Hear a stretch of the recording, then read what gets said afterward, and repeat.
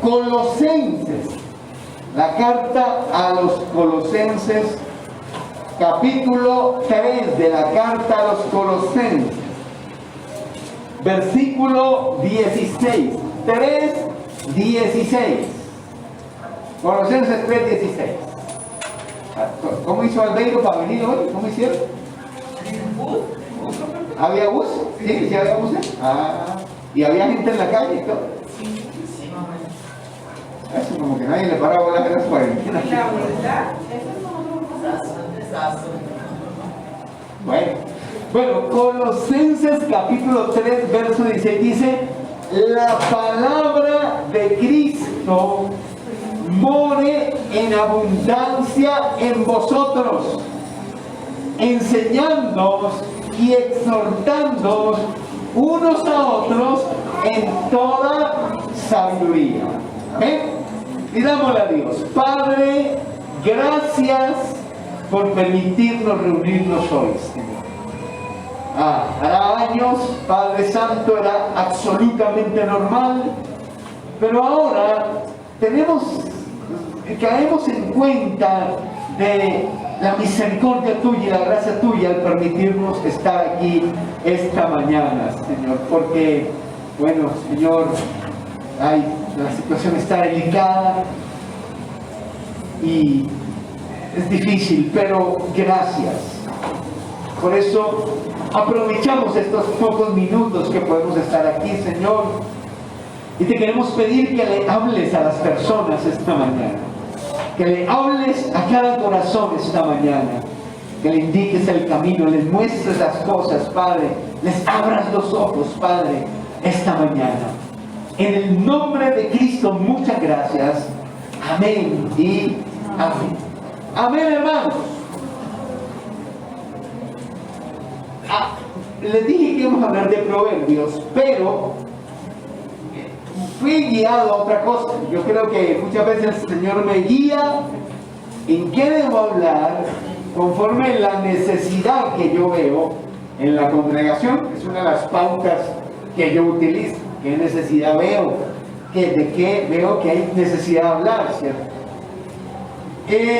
Hace 8 días, o el mes pasado, estuvimos hablando de que usted nació para predicar la palabra de Dios.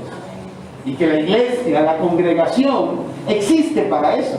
Es una de sus razones de ser, predicar la palabra de Dios. Bueno, quiero enfocarme en otro propósito ahora en este tiempo, ¿no? Y es que usted nació también para parecerse a Jesucristo. Ese es otro propósito de su vida, parecerse a Jesús. Y la iglesia del Señor existe para educar al pueblo de Dios. Todo esto es lo que llamamos discipulado, es decir, la iglesia existe para discipular a las personas con el objeto de que ellas cada vez más se parezcan a Cristo Jesús. Y a eso lo llamamos discipulado, ¿no?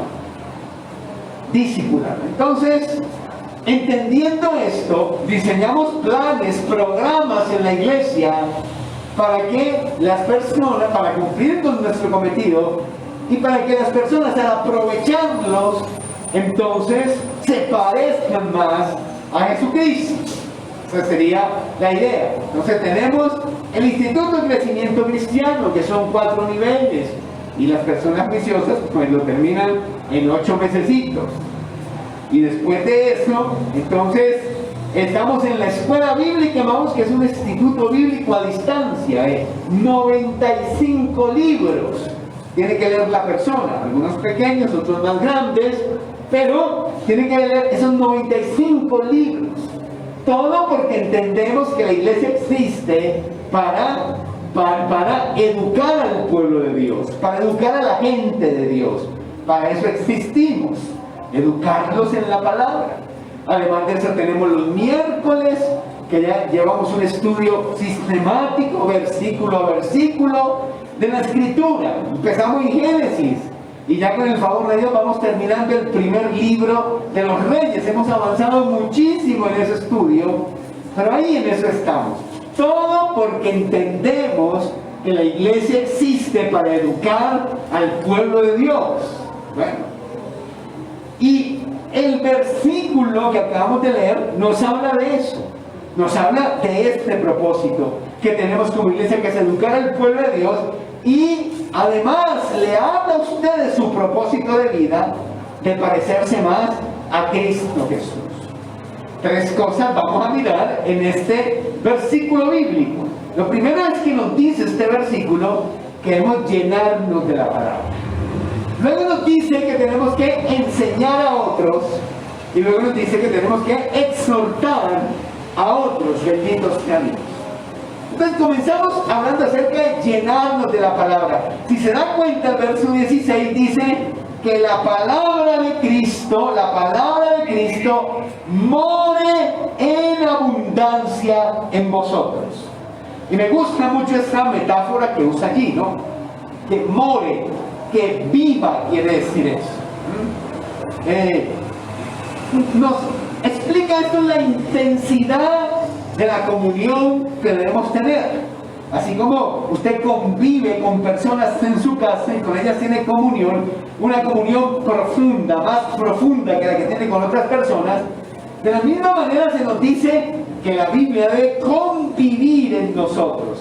Como si estuviéramos en un cuarto, en una casa, y que tuviéramos que vivir nosotros, y además de nosotros tuviera que vivir la palabra de Dios ahí, en ese lugar, y tenemos que tener comunión con ella, relación con ella. Dice que la palabra de Cristo, que quiere decir toda la palabra de Dios, more en vosotros. No, pero note la palabra que agrega allí. Dice more como en abundancia. No es suficiente que more un poquito, que more más o menos, que more ahí, bueno, a trancas que a mochas, sino que es importante que more, pero en abundancia en nosotros. De tal modo que no existe cantidad de lectura de la Biblia suficiente, que podamos decir, no, ya fue suficiente. No, no existe esa cantidad, porque ella tiene que morar en abundancia en nosotros. No existen cantidad de versículos suficientes que nos hayamos memorizado, no existen. Porque la palabra de Dios debe habitar en abundancia en nosotros. No existe estudio bíblico o los años que hayan pasado que sean suficientes en relación a esto, porque el apóstol Pablo nos dice, esa palabra de Cristo, esta palabra de Dios debe habitar en abundancia en ustedes. Ahora, la razón de ello es importante. Y es que si la palabra de Dios habita en abundancia en nosotros, quiere decir que tenemos la mente de Cristo. Oiga hablar también al apóstol Pablo cuando nos habla de la mente de Cristo, que dice, pero ustedes tienen la mente de Cristo. Y cuando el apóstol Pablo nos habla de la mente de Cristo, lo que nos quiere decir con eso es la mentalidad de Cristo, la forma de pensar de Cristo. Y el creyente, el cristiano, es una persona que tiene la mentalidad de Cristo, la forma de pensar de Jesucristo. Uno conoce a Cristo, 20 años, 30 años, tiene 40 años, y en el transcurso de esos años que ha venido conociendo a Cristo, uno ha llenado su mente de basura, de cucarachas, de cosas raras, extrañas, y la gente resulta actuando de maneras rarísimas, y uno va a decir, bueno, pero ¿por qué esa persona hace eso? Y resulta que lo que pasa es que uno actúa conforme piensa, conforme su mentalidad, su visión de la vida, su visión de las cosas, su mentalidad, así actúa uno. Y por eso explica la forma de actuar extraña, rara, las cosas irracionales que muchas veces las personas hacen. Tienen que ver con su manera de pensar, con lo que hay en su cabeza, con lo que hay en su mente. Y uno a veces entonces vive de acuerdo a esos razonamientos. Mi forma de pensar me la formó mi crianza, allá en mi casa. Ahí, yo pienso es así como me enseñaron mis padres. Pero si usted es cristiano, ya no, eso ya no. Usted tiene que tener la mente de Cristo, no la mente de sus padres. O es que yo estudié y en el colegio el profesor me dijo y los profesores decían y esto y lo otro, y por eso yo pienso así. No, usted no piensa como los profesores le inculcan que usted debe pensar. Usted debe pensar es como Cristo piensa, tener la mente de Cristo. O dice usted, o es que yo leí un libro y en este libro decía, o es que mi experiencia, mis vivencias propias me dicen a mí y eso ha formado mi manera de pensar. No, no, no. La manera de pensar de un creyente no la debe formar, o si ya está formada, debe desecharla, pero no debe formarla ni lo que le enseñan los papás, ni lo que le enseñan en el colegio, ni en la universidad, ni sus experiencias de vida, ni lo que vio en otros, ni nada. La forma de pensar del cristiano tiene que estar definida por la palabra de Cristo. Ahora, si lo que sus papás le enseñan está de acuerdo a la palabra de Cristo, pues está bien, ahí sí. Pero si le enseñan otras cosas, le meten cucarachas, quien sea, no. Es la mente de Cristo. Pero la mente de Cristo solo se forma en el cristiano cuando la palabra de Dios abunda en él. No sirve un poquito, no sirve solo los domingos de la mañana. No sirve solo cada vez que me acuerdo. No sirve. Tiene que habitar con abundancia en nosotros. ¿Estamos, hermanos? Amén. Ahora, quiero decirle algo. Bueno, ya le dije eso, que es la primera parte de lo que le quiero decir. Ahora, entonces, que la palabra de Dios abunde en ustedes. ¿Para qué? ¿Con qué razón? Para que tengamos la mente de Cristo, ¿cierto? Tenemos la mente de Cristo, nuestra vida va a cambiar, nuestra familia va a cambiar. Si cambiamos nuestra percepción de las cosas, nuestra cosmovisión de la vida, todo cambia en nuestro entorno. Y tiene que ser ese cambio de acuerdo a la mente de Cristo. En segundo lugar, miren, fíjense, ahí dice, enseñándoos unos a otros. Entonces, no solo debe abundar la palabra de Cristo en nosotros, en abundancia, porque necesitamos la mente de Cristo, la mentalidad de Cristo, sino porque tenemos la responsabilidad de enseñar a otras personas la palabra de Dios. Hay una forma de pensar, cucaracha, basura, que uno tiene en la mente, que le dice a uno que eso de enseñarle la palabra de Dios, es responsabilidad del pastor, es responsabilidad de Paula, es responsabilidad de Oscar y de Yumara, es responsabilidad de ellos porque ellos son líderes, ¿no? Y eso les toca a ellos, pero nada más lejos de la verdad. Note que cuando el apóstol Pablo aquí dice que debemos enseñarnos unos a otros, no especifica que son cierto tipo de personas exclusivamente dentro de la congregación, sino que incluye a todo el universo de creyentes. Dice, enseñando, ¿quiénes? Todos enséñense, mutuamente enséñense mutuamente. Si bien Dios le da a algunas personas el don de enseñar, se lo da, que es lo que hacen los líderes de los grupos, que es lo que hacen los que enseñan aquí en los discipulados y eso, que es lo que hago yo.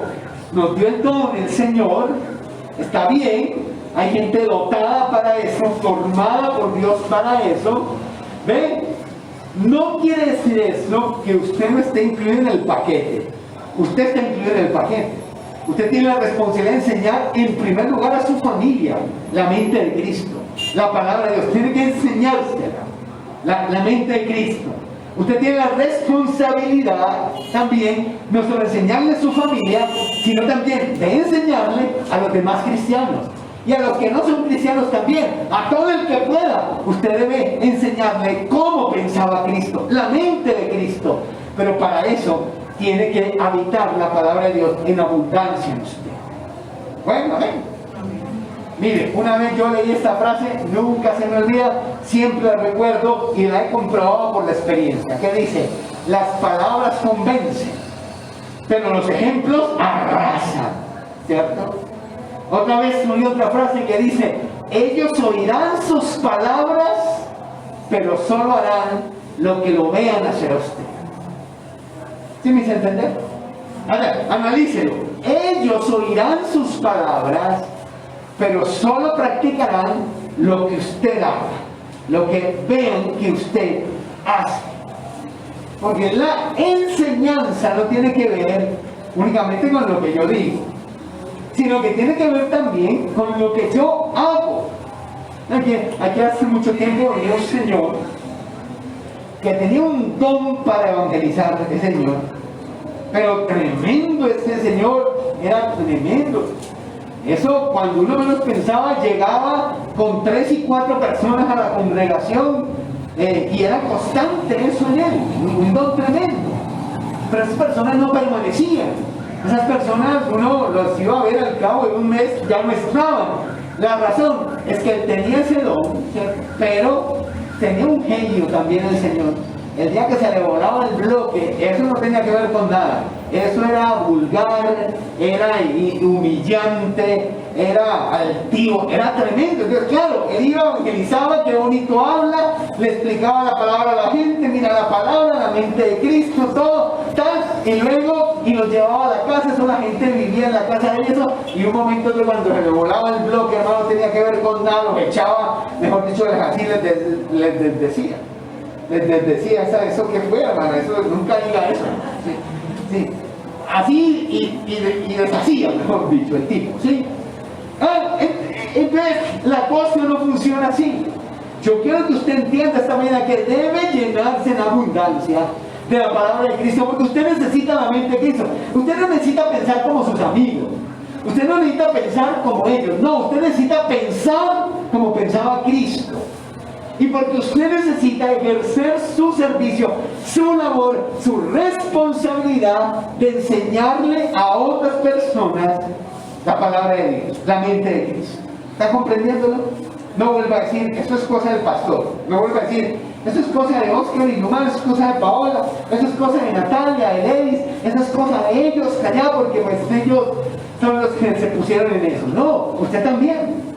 Pero empiece por su familia. Y siga adelante con los hermanos de la iglesia. Y todo el que se le cruce, y usted puede decirle, pero eso no es correcto, porque mira que la Biblia dice, porque mira que Dios, porque mira que Cristo, usted debería hacerlo en ese caso, ¿cierto? Amén. Debemos motivarnos a memorizar la Biblia juntos, a estudiar la Biblia juntos, a leer la Biblia juntos. Debemos, hermano, acostumbrarnos, a meditar en la palabra de Dios juntos. Porque se nos ordena enseñarnos los principios de la Biblia unos a otros. ¿Ok? ¿Amén? Venga, ven. Entonces dice ahí que hay que llenarnos de la palabra. Luego dice que hay que enseñarnos los unos a los otros. Y por último dice que tenemos que exhortarnos los unos a los otros, ¿cierto?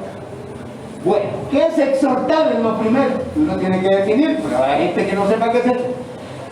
Y uno que estaba en el camino de Cristo, o sea que a veces uno oye hablar a los hermanos que le dicen a uno, dicen, yo sí cogí a ese hermano y le pegué su exhortar. Entonces, eso quiere decir, y eso suena como que le metió un vaciadón que quedó vaciado el tipo. Quedó ahí sentado, mejor dicho, sin ganas de nada. Bueno, y no es eso en realidad. O bueno, sí es eso, pero no así. Sí es eso, pero no de esta manera. Exhortar quiere decir advertir, quiere decir regañar, en efecto, quiere decir eso, pero gentilmente. ¿Se acuerdan cuando el apóstol Pablo nos dice que cuando algún hermano se hallado en una falta, lo restauremos con espíritu de mansedumbre, no vaya y sea que nosotros también seamos tentados? Lo que el apóstol Pablo quiere decir, mira, cuando veas que alguien falla, ve y exhórtalo, pero con gentileza, con amabilidad, con amor, haz a los demás lo que gustaría que hicieran contigo, porque mañana puede ser tú el que esté sentado ahí y el que necesite la exhortación. Y así como te gustaría que te exhortaran a ti, de esta manera exhorta a los demás, con gentileza. Eso es igual que los que creen que sinceridad es ser guache, es ser patán, es ser vulgar, es ser boquisucio. Dicen, es que yo soy una persona así, yo sí se las voy cantando al que sea. Yo le canto la cara, yo le voy diciendo lo que sea al que me toque, no sé qué. Oiga, gran tal por cual, no sé qué. No, eso no es ser sincero, eso es ser un maleducado, eso es ser un patán, eso es ser un gamín. Pero no tiene que ver con ser sincero. Usted puede ser muy sincero con la gente y a la vez ser muy decente. Y a la vez ser muy amable con las personas, pensando que mañana seríamos nosotros los que necesitemos esa exhortación. Y no sé aquí cuánto les guste que lo exhorten o lo regañen a las patadas y a las groserías y a las patanadas, pues a ninguno nos gusta eso, ¿cierto? ¿O sí? ¿Aquí a alguno le gusta? A nadie le gusta. Entonces dice que tenemos que exhortarnos, advertirnos unos a otros, reprendernos unos a otros. Precisamente, si sigue leyendo el versículo, dice ahí, ¿con qué? Con sabiduría. Sabiduría. Con sabiduría. Y sabiduría quiere decir prudencia, amabilidad, analizando las cosas, pensando lo que voy a decir, pensando cómo lo voy a decir. Dice, vas a enseñar a otros con sabiduría, vas a exhortar a otros, pero con sabiduría, como corresponde a gente que conoce a Dios. No a las patadas, no a las guachonadas, no a las gaminadas. No, eso no, aquí no tiene que ver eso, nada. Aquí es, vimos el hermano mal parqueado, vimos el hermano que hizo lo que no tiene que hacer, pues toca decírselo. Así lo cogen entre ojos a ustedes, pues. Así lo quiera sacar a perder, no lo quiera volver a ver. Así diga que no vuelve. Usted tiene que decírselo. Tiene que decirle, hermano, eso es incorrecto lo que hiciste. No debes hacer esas cosas. Mejor, hermano, sea otra persona. Está dando un mal testimonio de Cristo ahí. Lo que sea que Dios le ponga en su boca. Pero tiene que decirlo. Tiene que decirlo. Es su responsabilidad. Con sabiduría. Y la otra es, ahí en el verso 17 hay otra clave de cómo deberíamos hacer estas cosas. Según el verso 17 dice, y todo lo que hacéis, sea de palabra o de hecho, hacedlo todo en el nombre del Señor Jesús, dando gracias a Dios por medio de Él. ¿Qué quiere decir eso? Y todas estas cosas, háganlas para Dios, háganlas por Dios. Usted lo hace por los demás, pues claro que sí. Pero en esencia, hágalo para Dios, porque usted sabe que es su responsabilidad con Dios. ¿Y por qué hay que aclarar eso? Tenemos que aclarar eso por lo siguiente. A mí me gustan mucho las computadoras, porque las computadoras son una bendición. Hermano, rara vez hacen algo muy distinto a lo que uno les dice que tienen que hacer. Allá existen unos tipos muy inteligentes, que son programadores, no sé qué, y ellos hacen esos programas de software, ¿cierto? Y ellos le dicen al programa lo que tiene que hacer. Y usted solo tiene que ir y espichar unos botones ahí, y el programa hará lo que usted le dice que tiene que hacer. Y así sucede la mayoría de las veces. De vez en cuando se traba el programa o se apaga, bueno, de vez en cuando. Pero la mayoría de veces los programas, que son como robots, hacen lo que uno les dice. La gente no. La gente es otro rollo. La gente es otra cosa muy diferente. ¿Ya le pasó en la vida o no? Usted coge el programa, le picha el botón, el botón hace. Ya. Usted viene de las personas, la sienta y les dice, te voy a exhortar, hermano, mira que no veo bien que hagas esto y lo otro porque la Biblia dice, porque la palabra de Dios dice. Bueno, algunos se enojan con usted. Por eso él dice hágalo para Dios, no para él. Porque usted lo hace por la persona, se va a desilusionar. Algunos, después de que usted les dedicó amor, tiempo a ellos, resultan pagándole con ingratitud. Y si usted lo hizo para ellos y no para Dios y no por Dios, entonces usted resulta entristecido, resulta frustrado, resulta diciendo, pero yo para qué, ¿para qué hago todo esto? Si mire, ay, como le pagan a uno, no sé qué. No, hágalo para Diosito. ¡Vamos! ¡Gloria a Dios! ¡Gloria a Dios! ¡Gloria a Él! Hágalo para Dios, porque trabajamos con gente y la gente no es máquina. La gente tiene reacciones emocionales extrañas, raras. Y cuando usted piensa que le está haciendo un bien, ellos no lo ven así. Y ellos ven que usted como que lo odia o quién sabe qué será y que por eso les dice las cosas. ¿Está captando la idea, no? Ahí dice, hágalo ¿qué?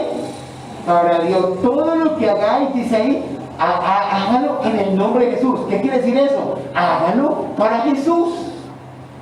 ¿Qué se enojaron con usted? Usted no se afecta.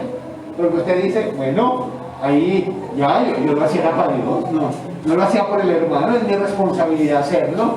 Si el hermano se enoja, es su problema. Que usted dice que mire tantos años dedicado a esa persona, tanta oración que yo le metí a esa persona, tanto tiempo aconsejándole, dándole palabra y todo, mire cómo paga esa persona y no sé qué, y esto y por acá, por allá. Usted, nada, porque usted lo hizo fue para Dios, no tiene por qué frustrarse, porque era para Dios. Segunda Timoteo capítulo 4, versículo 2. Pablo nos habla de esto allí también. Segunda Timoteo, capítulo 4, versículo 2. Miren lo que él dice ahí, muy importante. Nos sigue diciendo, si vamos a enseñar y a exhortar a otros en la mente de Cristo, ¿cómo tenemos que hacerlo? Con sabiduría, para Dios, dice él. Y luego, mire aquí dice, versículo 2, que prediques la palabra, que istes a tiempo y fuera de tiempo. ¿Sabe qué quiere decir eso? Quiere decir cuando sea oportuno y cuando no sea oportuno. Predica, insta, cuando sea oportuno y cuando no sea oportuno. Y luego dice, redarguye, reprende, exhorta. Y luego ahí viene, ¿con qué? Con paciencia. Que es otra cosa del asunto de que aquí la gente no son máquinas.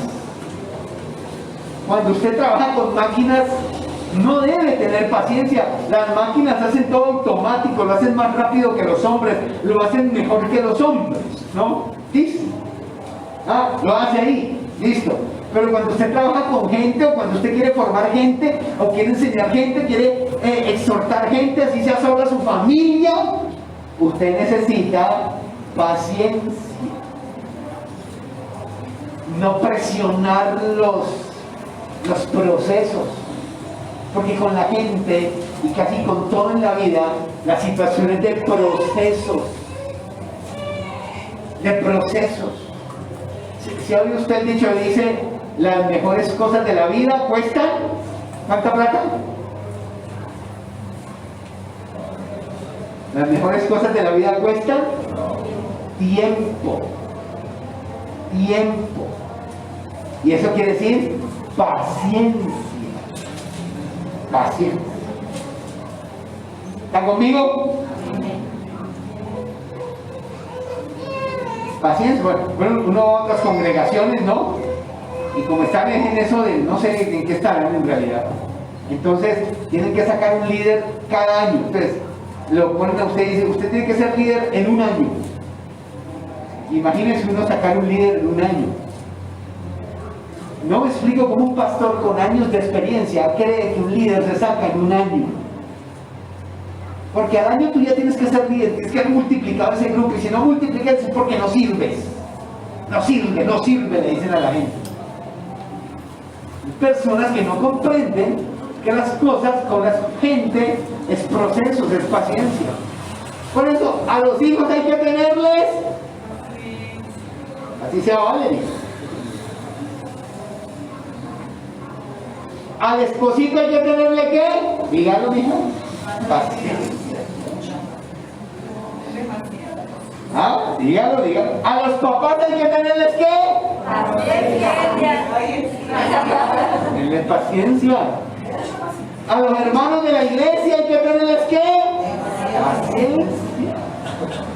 Porque Dios la tiene con nosotros y porque otros ya la tuvieron con usted. ¿Ya?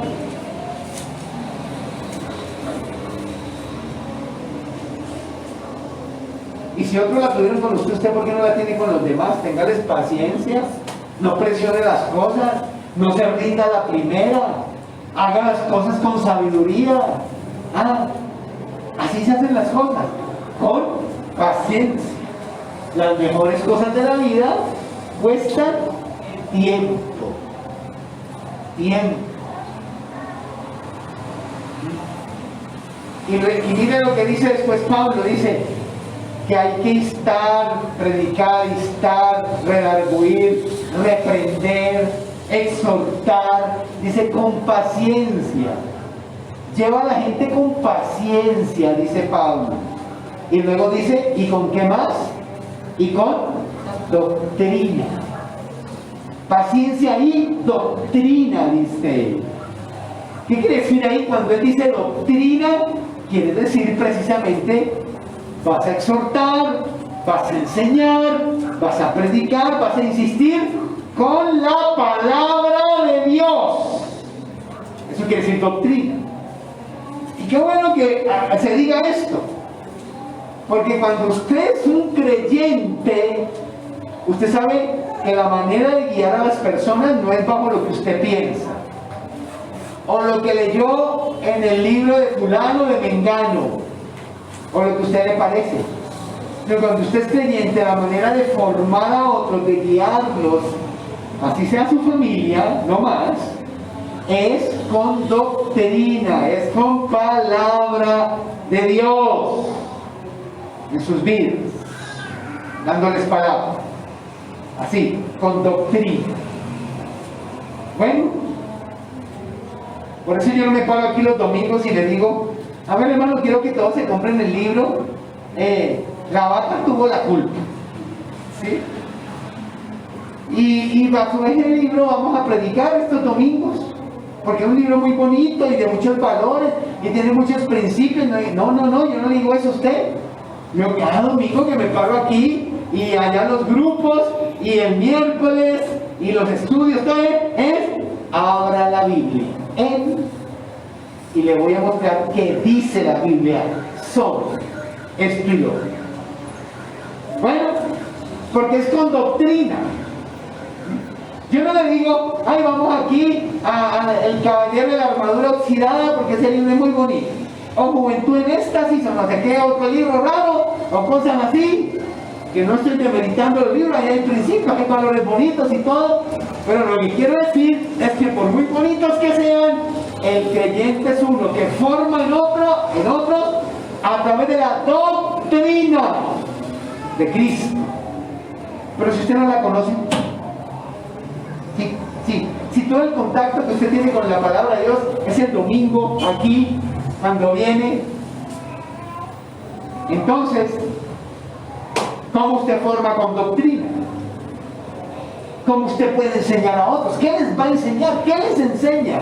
Cuando le toca enseñarle algo a alguien, ¿qué le enseña entonces? Cuando tiene que exhortar a alguien, ¿qué le enseña? Mira, a veces los amigos de uno le dicen a uno, ay, dame un consejo. Y si usted es cristiano, su consejo debe ser en doctrina. Así el amigo no sea cristiano. Pero, si usted no conoce la doctrina, ¿qué les da? ¿Qué les enseña? Ay, es que a mí me parece, es que a mí me pasó, es que a mí me ocurrió, es que mira, es que lo otro, y le desordena la vida igual desordenada que la tiene usted. No. Es como con doctrina. que esta no falla. Esta no falla. Aquí está contenida la sabiduría de los siglos. Aquí está contenida la palabra de Dios, que no falla. Es con esta, no con lo que pensamos nosotros, o creemos nosotros, o nos parece a nosotros. No es de esa. ¿Qué? Entonces, fíjese, ya terminando, 12 y 29 dice acá. Es que hoy me tocó quitarme las gafas, y a todas estas que hicieron, bueno, tengo que quitarme las gafas porque el tapabocas me empaña y me empaña y me empaña. Pero miren, que el Señor nos dijo esta mañana: tienes que llenarte de mi palabra. Por eso uno le preocupa cuando uno ofrece un curso bíblico y la gente no se mueve, no se motiva. Ya empezamos los niveles el otro domingo. No pudimos por cuestiones de espacio y eso, pero el otro domingo empezamos. Dice, bueno, ¿y por qué las personas no se muestran interesadas? ¿Qué pasa? Si la Biblia les dice que tienen que llenarse de la palabra de Cristo. A veces uno dice a las personas, bueno, ¿usted cuántos años hace que está en Emaús? Entonces dice usted, no, 5 años. Ah, qué bueno. ¿Cuántos libros ha hecho? Dice, 10 libros. Ni siquiera el primer nivel. 10 libros. ¿Eso qué es? 10 libros. Ni quiero un libro por mes, ni quiero un libro por semestre, es eso. Y el libro es una cosita así, miren, es una cartillita ahí, pequeñita.